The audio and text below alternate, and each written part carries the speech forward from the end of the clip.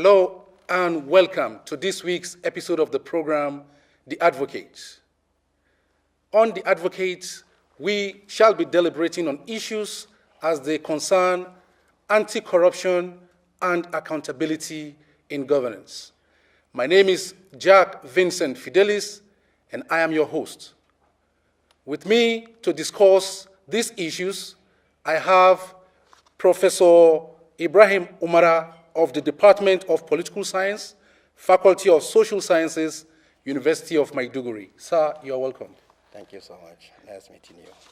We are really happy to have you here. And now, viewer, we have with us in the audience some people who will also, in the course of the program, be contributing their own quota. In the meantime, corruption is the reason Nigeria is backward. Corruption is the reason our country has not been able to attain its full potential. Good reason we should be deliberating on these issues, because as we go into the electioneering period, it's just normal and right that we vote in the right persons to take over the helms of affairs. In the meantime, I will start by asking Prof. Sir, how can anti-corruption accountability be made a compulsory part of governance in Nigeria? Thank you very much. That is very sensitive and at the same time, very important issue that has to be part of our life. When you are talking about corruption, it is structural functional. It is both individual, group, and of collectivities. If you say you are going to fight corruption and entrench war against corruption in the process of governance, you have to see three-level interactions between the people, the political institutions, and those that are in the helm of affairs. In the first instances, when you are talking about the people, the society, the very fabric that will make the system very active from being mere abstract, must take an interest in determining the policy postulations, resource allocation to the particular policies, and to follow up to ensure the implementation of the policies that were already agreed upon. Unless and until the citizens take active interest, those that are in charge of the political institutions will never be willing to do it because they are human beings. And remember that corruption is as old as human being itself, because human beings are made up of interests. Each human being wanted to attain his or her own interest at all costs at the expenses, particularly of the other human being. So it is now left to the human being to determine, to ensure that what is meant for all is allocated for all, and all are carried along in determining the outcome of whatever that is already being agreed.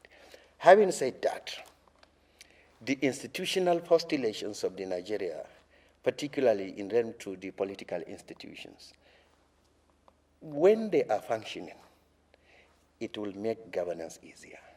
But once these institutions are not functioning, you cannot govern. For instance, it will only take a corrupt person to bend the political institutions in his favor to do whatever he or she like corruptively if the political institutions are weak. But if, on the other hand, the political institutions are so strong that the people who are coming to govern are always teleguided and guided by the political institutions, and if the people are really willing and able to shape the outcome to ensure that the political institutions are there to perform certain function, from there it will be agreed upon. But forget it, if the people are not willing, any people or any group of persons that will come into the corridors of power will bend the political institutions in their favor and will rule corruptively. Thank you very much. You're welcome. This is really enlightening. And now, there is no way we can discuss these issues without bringing the electorate to the picture. Yes. Now, this electorate, they too have a responsibility, a very strong role to play in the governance of the entire country. Yes. Now, how are the electorates responsible for the emergence of bad leaders? That's why I said the issue is structural functional.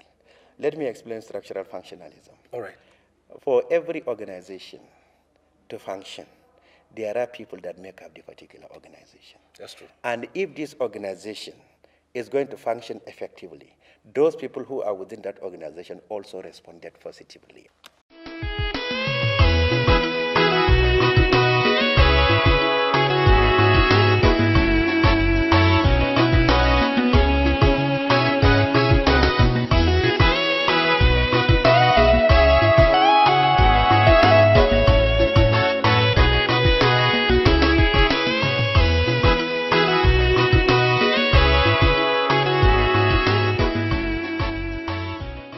Hello, viewer. In case you are just joining us, the program is The Advocate, a program sponsored by the MacArthur Foundation and CITAD. I still have with me in the studio Professor Umara Ibrahim, a senior lecturer with the Department of Political Science, Faculty of Social Sciences, University of Maiduguri. Sir, having said what you pointed out earlier, we would like to know how the electorates are responsible in their own way for the emergence of good or bad leaders in society. Thank you so much. I earlier talked about the structural functional or system functioning. When you said structural functioning, it means that the society is made up of various structures. And these structures have to interrelate in order to shape the outcome of the common interaction in all. And each society that is made up of human beings must stand up to their status to ensure that they determine the outcome of whatever they wanted to plant upon. And as a result, they constitute a huge chunk of the electorate. In fact, they are the electorate. And the good thing about democracy is the connection between the ruler-rule relationship. The rule, elect, the ruler, harmonize, carry along, determine, implement, and then the rule will also benefit. It is just a structural, functional relationship between the people. And if the electorates are much more determined to ensure that there is a good governance, it means, one, they now have to be sufficiently educated as to what party they are going to subscribe to. Two, their ability to understand the party manifesto. And then three, their ability to independently within their conscience to subscribe to the political parties that they really wanted to join. And then four, they don't expect anything from the political party apart from very reputable and credible candidate when elected that will really deliver the dividends of good governance, not dividends of democracy, because democracy is of various types. And then at last, their ability to now checkmate those that they have elected, because we are talking about rule, ruler, rule. Now, the rule will elect, the ruler will now go back and connect to the people, and then the rule is the process of policy outcome in the society. Now, the policy outcome in the society is always divided into four. You have responsible and responsive leadership. You have responsible and irresponsible leadership. You have irresponsible but responsive leadership. And then you have irresponsible and irresponsive leadership. All this, when subsumed into the process of governance, it is the political ambivalence of the electorate that make the outcome of bad governance. If the electorates determine the candidate, if the electorates elect the candidate based on their credibility and their ability to perform, these are the manifestos of the political party, and then they will constantly track the policy activities of the political party in the government, and then perhaps to constantly remind through the gatekeepers, meaning the political parties that they subscribe into, the interest groups that they are representing, differential groups. This will remind those in governance, this is the reason why we voted you, and we want you to behave that way. Okay, and now there is something I should point out quickly. Yes. You see, in society, yes, the gullibility and subservience of the masses, to a very large extent, is determined by certain factors. Yeah. These factors may include poverty. They are easily manipulated because they are poor. Okay? Yes. So this is one thing that needs to be checked. This is one factor that we have to check it, or else we will continue in a vicious cycle that may not end soon. So what would be your advice? Poverty does not mean loss of dignity and personality. Of course it doesn't mean it. Poverty doesn't mean corruption. But we've seen people exploiting the masses based on their poverty. Exploitation of masses is through deception, not through the consciousness of the people. I never believe that it is the poverty that makes people to trick people. It is ambivalence and nonchalant attitudes of the people. Even if you are poor, how much will you be given to both the people for the next 4 years? You are eating for the first 4 years. Nobody came to your doorstep. Now, within a blink of an eye, some people will come to offer you money. You have to sit down and reason. We are human beings. Every human being is dignified. They are as important and as responsible as these politicians. Gullibility that you are talking about, when you observe the political scenario in Borno State in particular, it is a hoax of deception between the politicians and even those people that you call electorate, because they are not electorate. Remember that. Group of young people tend to tread on the political ambivalence of the majority electorates by hosting a plaque of a given political party or candidate of a given political party, as if they are representing the people of that community or the world. At the same time, those people who are are not even card-carrying members. They don't have permanent voters card. They are not card-carrying members of that political party. That is number one. That's what I want you to know. It's a hoax of deception. It's a sort of political horse trading between the politicians and the people that you now often call as susceptible due to their own poverty.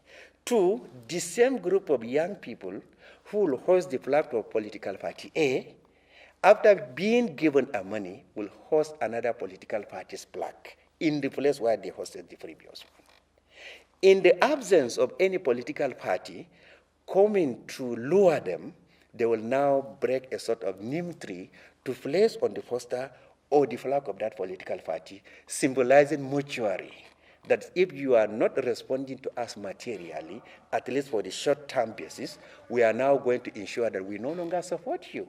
And then the politicians will run and take it up. All these are just two-actor game between the politicians and the political horse traders.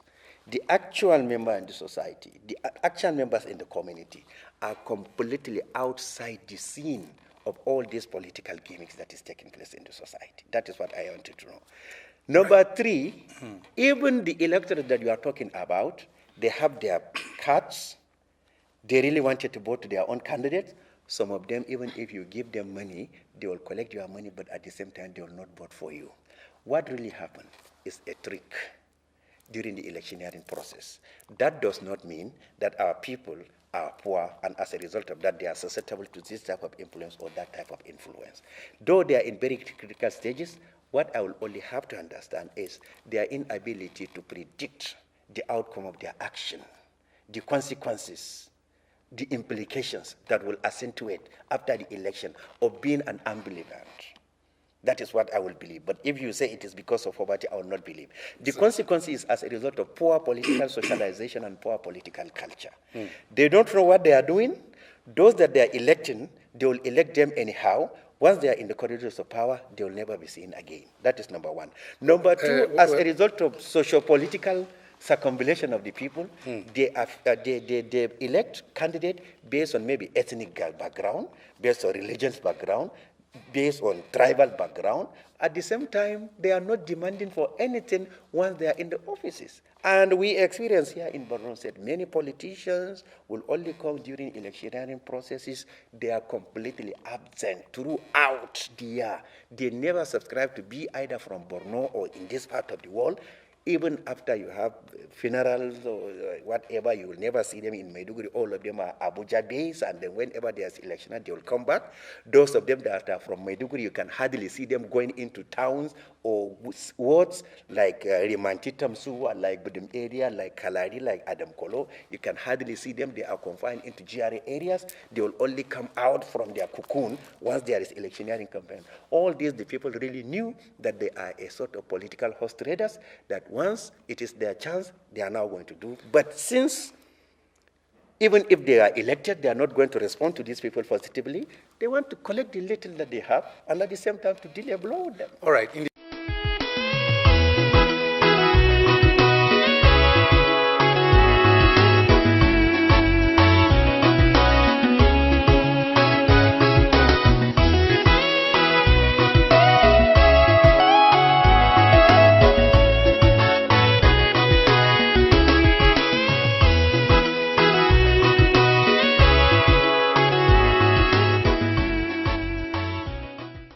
course of saying this, you made mention of political gimmick Yes. used to do this. Yes. And it reminds me of my next question. Yeah.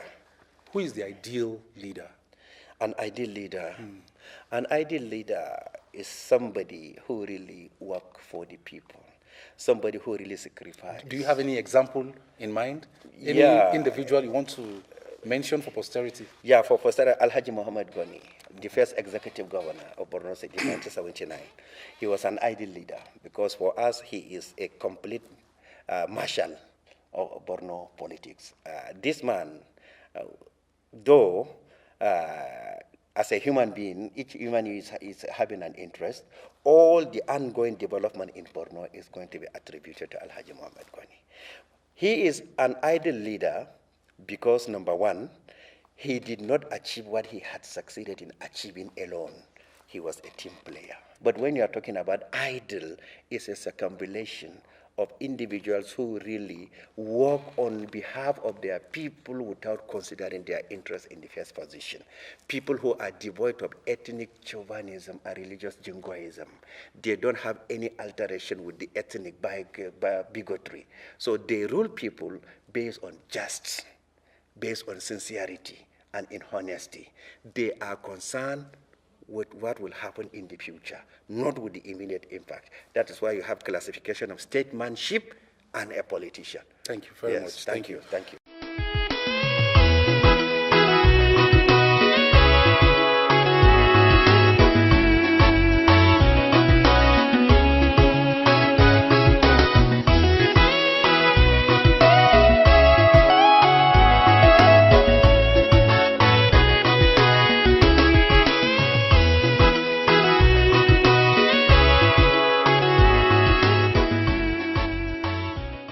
Well, viewer, you are watching the program, The Advocate, sponsored by CTAD and the MacArthur Foundation.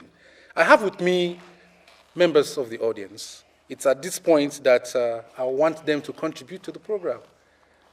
If you have any question to ask the professor from all we've said so far. Okay, I think... maybe you start by telling us your name. Okay, my name is Muhammad Bukar Umara, and I think Professor has already made it very clear. He has already delved into almost any part of issues surrounding corruption, good governance, and politics, and especially how he spoke about the structural functioning of government and the strengthening of institutions as regards to corruption. But I have a question for Prof. My question is, the fight against corruption today in Nigeria, to me, I think it seems more of a reactive approach. It's not a proactive approach, because it's almost after corruption, then counter-corruption. Is there, and what way can the government strengthen the institutions to become like immune to corrupt practices? It doesn't have to be after looting money, then they go after the person. Even though there are a lot of cases of people who have been, there are like crystal evidences on their corruption cases, but nothing has been done, maybe because of political affiliations and the rest. So how do we create more proactive approaches to corruption rather than going after people who have already practiced or have already looted public funds? Great. That is a very good question. You know, as you really mentioned about the structural functionalism, it has to start from the basis of telling people or teaching the younger ones at the primary school, secondary school, and at the tertiary institutions to be part and parcel of their own political culture and political socialization, for them to shun corrupt practices, both in the religious scriptures, especially in Islam and in the Christianity, the dominant religion that we are professing in this country. And in Islam, let me tell you, corruption is individual, is family, is group, and then is communal and is national issue. That's why the Holy Quran always reminds Muslims that that remember that you are going to honor the promise, and then if you honor the promise, that is why you engage in just activities. That is one aspect. And then again, he said, Inna la yamurukum bil adli. God Almighty asks you to be just. Just in sense that between a husband and wife, you have to be just. You have to be justly dealing amongst your children. You have to be justly dealing among your neighborhoods. And then if that justice is entrenched in the society, What do you get? How do you get? How will you be considered in the particular society? Did you get it rightly or you get it wrongly? That is the dichotomy of haram and halal. So this is halal, that is lawfully aimed. This is haram, ill-gotten. So if it is ill-gotten, the society will automatically shun that personality. They will not eulogize them. That is at the stage one, at the societal level, where the religion will play a very important role. Stage two is going to be institutionalized. How are you going to institutionalize? We have traditions, we have cultures. These traditions and cultures sometimes constitute some barriers to fight against corruption. The inability of, let's say, Economic and Financial Crimes Commission to prosecute some personalities is because... He said due to political affiliation? Not political affiliation. Okay. Political affiliation aside, you have sort of segmented society within which the rift in Nigeria is so huge that the ongoing investigation against the Attorney General, the Chief Judge of the Federation, is now completely interpreted as an attack, one on Christian Chief Judge, two on the Niger Delta. And you can see the press statement that is being issued by the governors of the Niger Delta region. And that is one of the greatest obstacles. That's why the Holy Quran said, Ya ayyuhallazina amanu, all who you believe, kunu kawamuna shuhada bil qisti.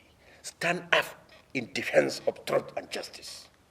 Aw ala anfusihim, even if it is going to be against your life. Awil walidaini, even if it is going to be against your father and mother. Walakrabin, the most closest to you, your wife, your children, your brothers and sisters. In yakunu ganiyan aw fakiran, even if they are rich or they are poor. Stand up firmly to serve as a witness in defense of what? Justice and truth.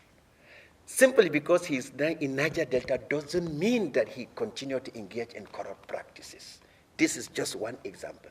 Another one, again, are those who are now steering or triggering ethnic and religious animosities in the country by sponsoring attacks, by sponsoring violence movement against people. All these are because if they are on the trail of the EFCC, it will now be translated.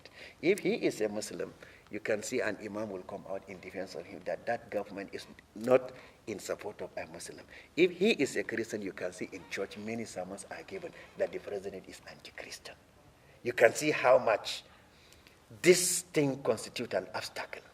Political affiliation is so meager when considered. These are the most strongest forces: religion, ethnic, and regional. Thank you. Affiliation constitute greatest wrestler to fight against corruption. That's a very good, very good point you've made.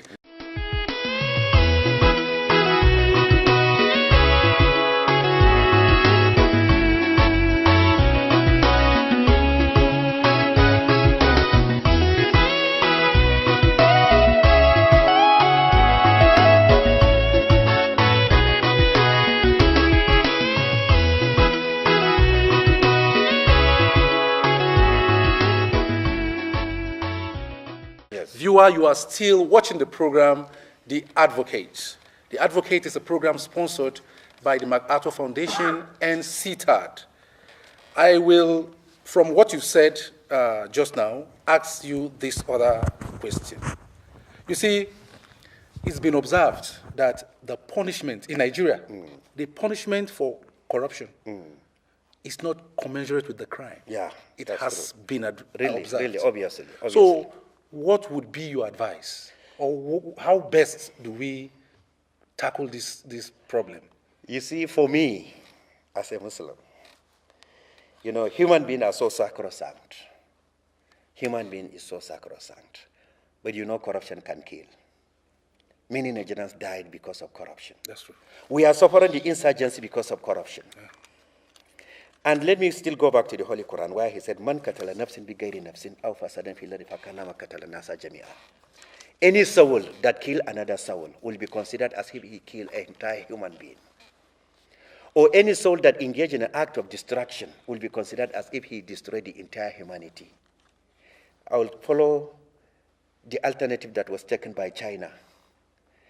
If anybody that is caught corruptly will be sentenced to death. Eliminated. Wherever, however highly fleshed they may be, let them be killed. Not life imprisonment, not length sentences imprisonment. If these people's lives are terminated, they will serve as an example to deter others who will be corruptors. That is number one. Well, number two. Okay, let me allow you to take number two because of time. Number two, terminating their life alone will never stop here. The government should ensure that all those that were accumulated through corrupt practices are confiscated back to the government.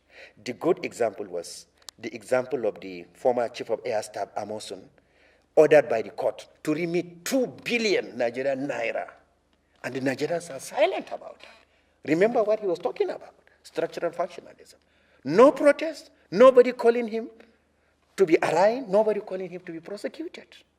And then at last, because you have corruptly enriched yourself, you will be given a title in your native land, you will be given a title traditionally, you will be given title in your own religious. You steal money, you kill people when you have steal, and then you build mosques, you build churches, people are worshiping in it, and then you are expecting traditional title in your own community, and you wanted the community to defend you when you destroy them. Thank you very much. It has Prof. to change. Thank you.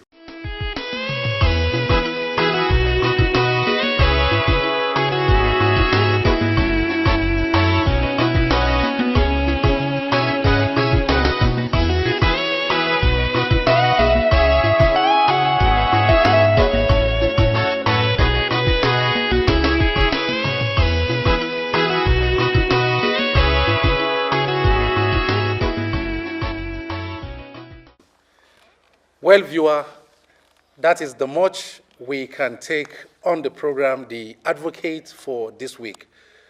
For one, I've had a wonderful time listening to this erudite professor from the University of Maiduguri, a professor of political science, Professor Ibrahim Umara. Thank you very much, Prof. We appreciate you. Thank you so much. And thank you very much, members of the audience. We appreciate your contribution. If you've had a wonderful time listening to the program, then keep a date with us, same time next week. Thank you.